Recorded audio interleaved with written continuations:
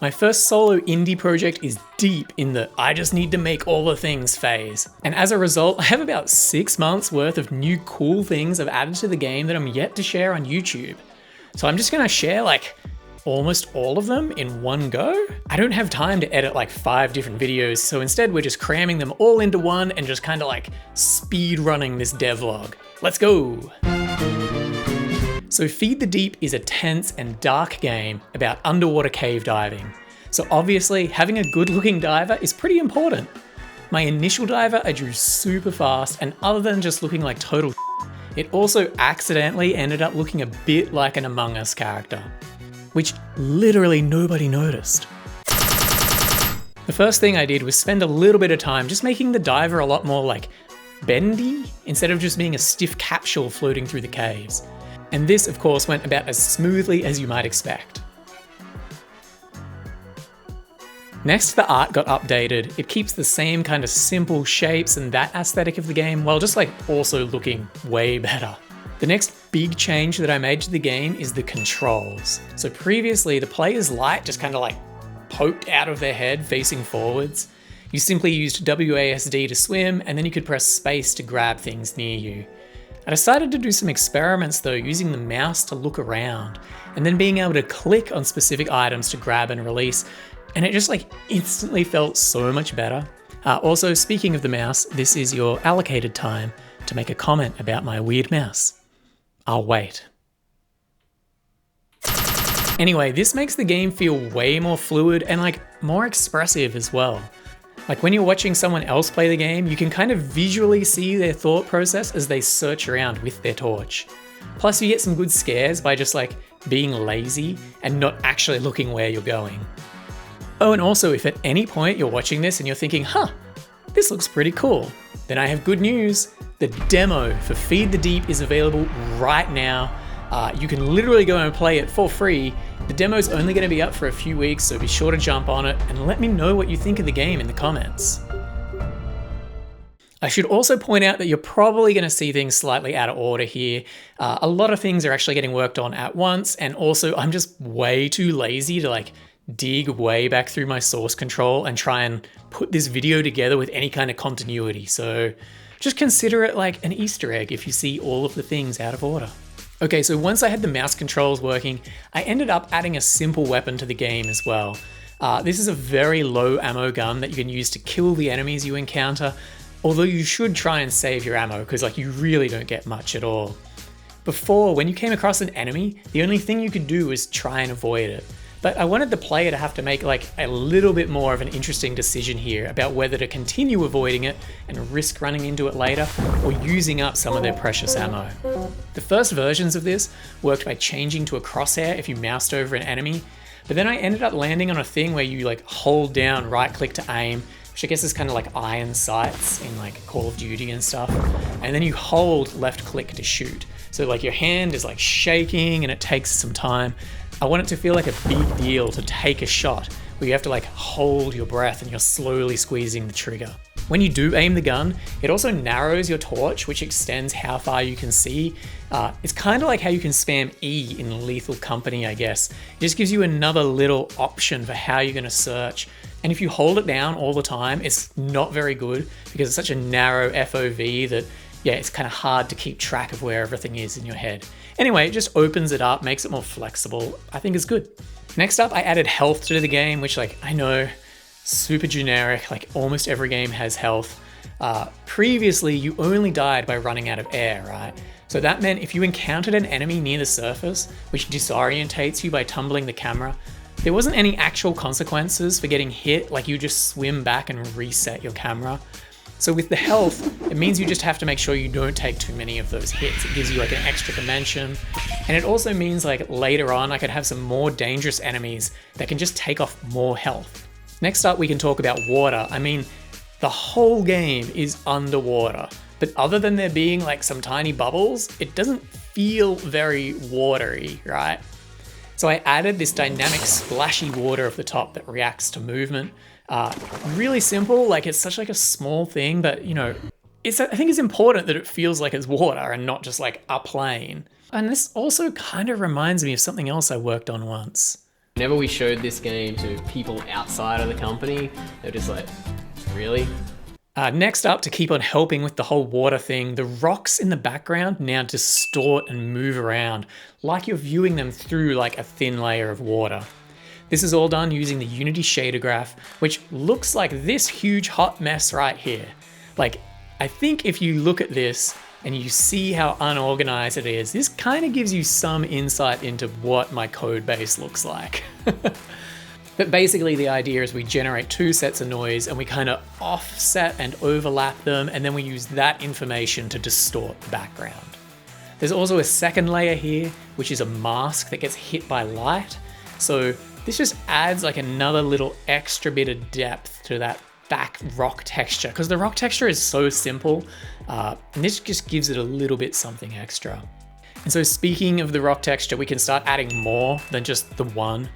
Instead of drawing these, I actually generate them using a node-based texture tool called Texture Lab. Node-based texture tool. Node-based texture tool, Texture Lab. Is it even called Texture Lab now? Anyway, this tool is great because the textures it generates are able to tile. And by blending together a bunch of simple functions, you get some really cool results. After generating the main texture and the mask, we can drop it into the game and get heaps of different looking backdrops. Some of these look better than others, but it's super fast for me to make more. And you know, some of them are just going to depend on what the level is like and what kind of feeling I want to evoke. So I look forward to making more of these. Keeping in the theme with making things just look better, let's work on the enemies and more specifically their tentacles. So previously they just had these kind of like sticks that rotated. And granted, I think there's something kind of cool, like there's something weirdly creepy about these, but I really wanted the tentacles to look more organic because I wanted it to kind of contrast the really angular hard edges of the cave walls. So I built this little system that basically animates points of a line renderer. I love line renderers and I hack them apart for all kinds of different stuff in my game. The actual code that runs this is super tiny. I mean, the bulk of it is just one line where it just adds a tiny bit of velocity at like a single point at the base and then propagates them up in a more chaotic way. So you get these cool patterns where it kind of like, I'm looking at like the camera of myself, so I'm trying to like this cool whoop sort of thing. I literally just found out that this is actually a really expensive operation, so maybe I'm gonna have to redo this so it's not using like 40% of the compute for the game, but I'm still looking into it. I'm sure we'll figure it out. And now that we have some better tentacles, I can add some more kinds of enemies. The really easy and obvious one is just a tentacle that is stuck to the wall. And if you go near it, it violently grabs you and takes off one heart and also destroys itself in the process. The reason it destroys itself is because I don't have a huge amount of control of exactly where they spawn, so they can be in tricky spots, and I don't want you to get like continually punished if it's in a really, really difficult to avoid spot. But luckily you can also distract them by dropping things into them and they'll like grab it and that gives you a chance to go past. Okay, so if you don't like spiders, you might want to like skip the next little bit. This next enemy is inspired by the huntsman spiders, which are super common here in Australia. Let's go have a look and see if we can find any.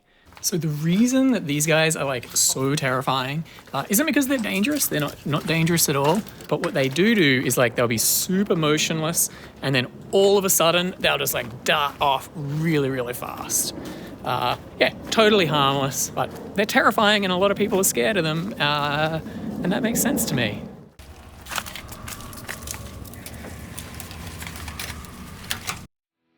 Anyway, this enemy is just essentially the same as the previous enemy that was like the tentacle-y thing that wanders around, but just with a bunch of tweaks. Together with some help from my programmer friend Chevy, we modified the existing tentacle system.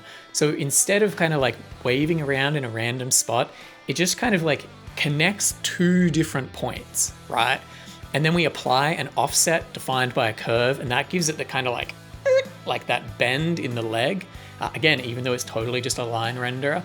And then when you move the body, once you get too much distance away from like the endpoint, it just picks a new endpoint for that line renderer ahead. And so you get this kind of like spidery movement, which I think is really cool. It's really creepy and super simple. And then finally, the way that the enemy moves is basically the same, except instead of moving smoothly around the cave, It waits, and then all of a sudden moves really, really fast for like a really short amount of time. Next up, just still extending on the enemies. The enemies now have two versions of themselves.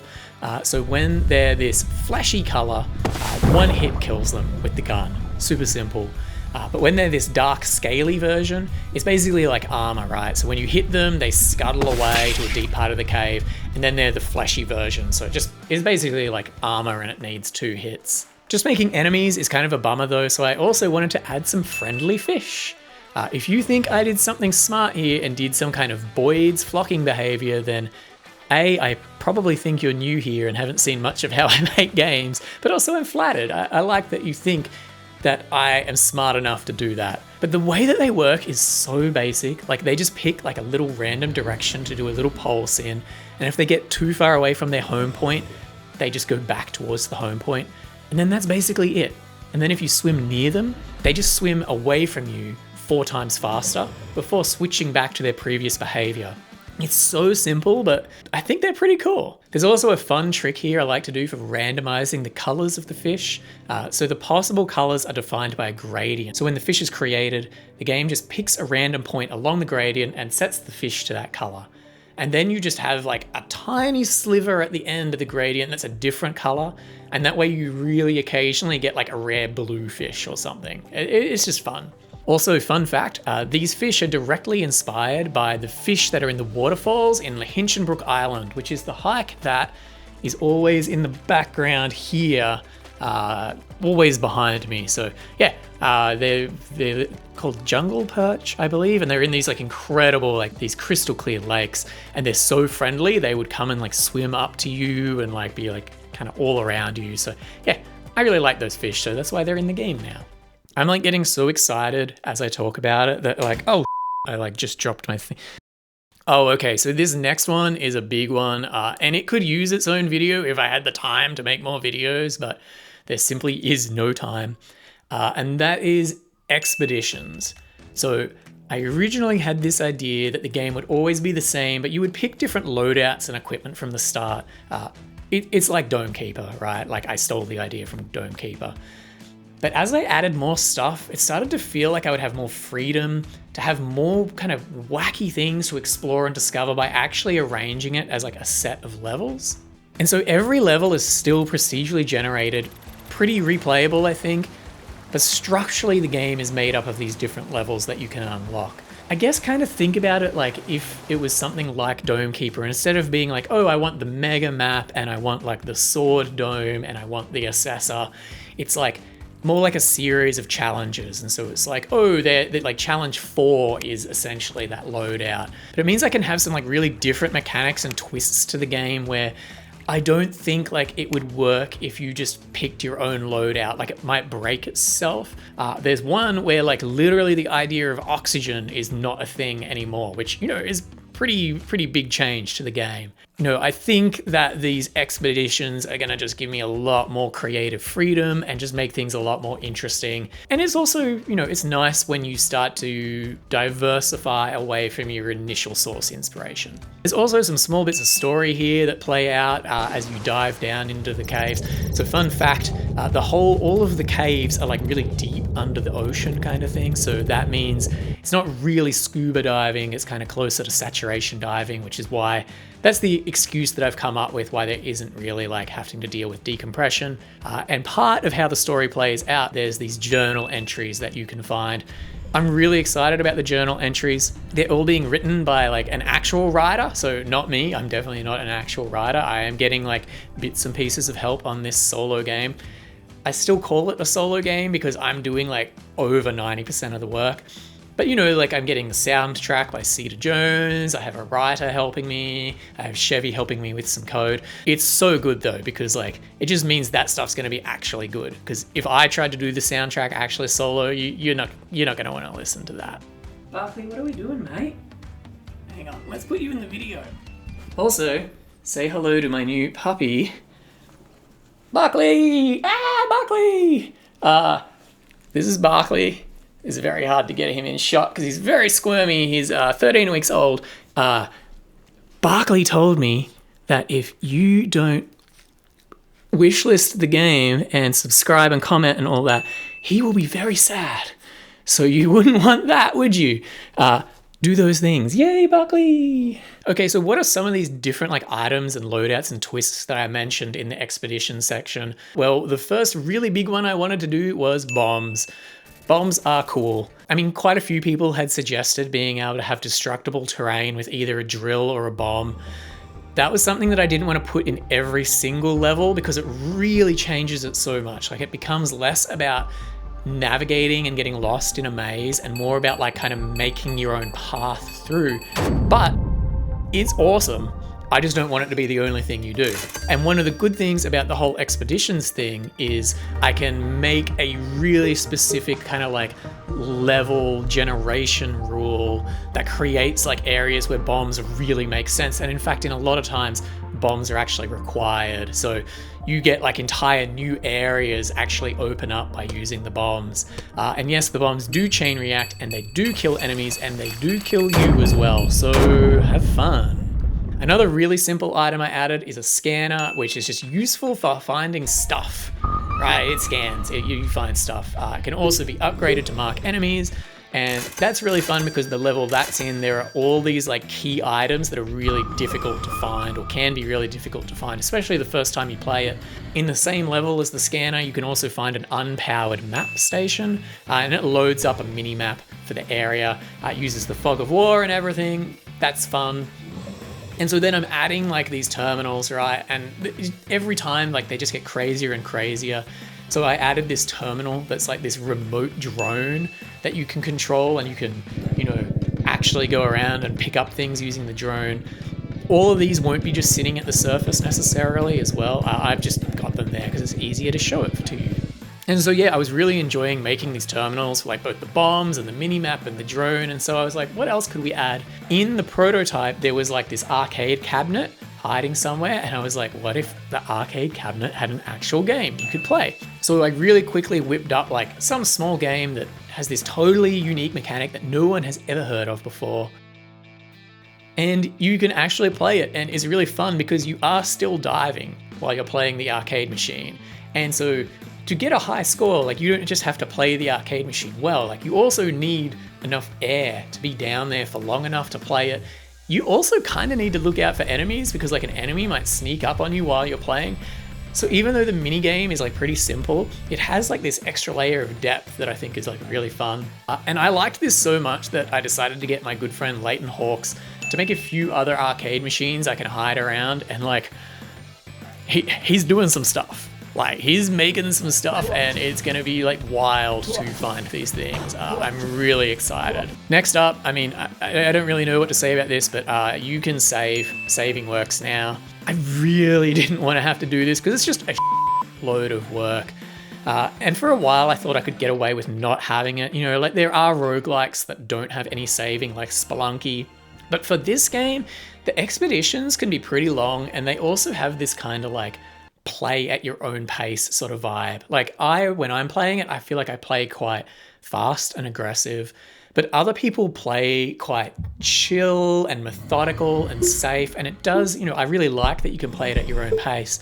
But if you can play it at your own pace, I do feel like it's important that you can save and you're not like forced to get all the way through it and finish it. So yeah, I got saving working.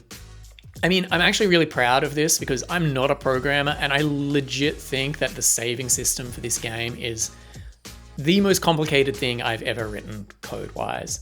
Oh man, I've been recording for like way too long. I'm gonna really tear through these last ones. What else? Okay, yeah, there's a challenge system in the game. So, you know, like again, we've got those expeditions. There's specific challenges that kind of make it more replayable and things you need to do. And there's also new items like these perk balls that give you kind of like a random set of items to pick from. What else? There's like a heap of new items that have been like rebalanced and repriced. Everything's pretty useful now, which is cool. Localization, the game is set up so it will support 7 languages on launch. I still have to finalize stuff, but it does work. And you can remap your controls. I know this is something I haven't had to do before because, you know, I always did stuff that was either for like a console, like the PSP or the Nintendo DS or mobile games, but I get that this is just something that people need to be able to have on PC, but the way that this happened is really funny. I was getting the game ready for the demo and I'm like, okay, what are the things that are missing? Well, we should just have a little bit of controls on screen. Like, okay, to swim, WASD. How long will that'll take me like half an hour to put just up the top. And then I'm like, oh, wait, if it's just WASD, what if they have to remap their controls? And so then I wrote the entire like control remapping system, which took me about 4 days. And then after all that, I was finally able to go, oh yeah, to swim, it's WASD. Yeah, and so that's all of the things I'm gonna say in this video. It's a lot, and let me tell you, like, we haven't even covered everything. Like, we haven't talked about the soundtrack, the tutorial, the secrets, like the actual narrative design, all this other stuff. Like, I gotta, like, doing this kind of like mostly solo indie dev, I'm pretty sure is giving me brain damage. Like, I have never been so scattered and like in my whole life. But hopefully this kind of gives you broadly a sense of where the project is at, and also hopefully like how much hustle is happening behind the scenes. Like I'm working. And like I mentioned up top, the demo for the game is out right now. You can go play it, have a taste of the game, and I would love to know what you think. Be sure to wishlist the game so you can be notified when it comes out, which is going to be surprisingly soon. It's just a few more months away. Yeah, so that's it. That's the video. Now, if you'll excuse me, I have to go deal with like another 25 something things again, except this time in even less time. Thanks for watching.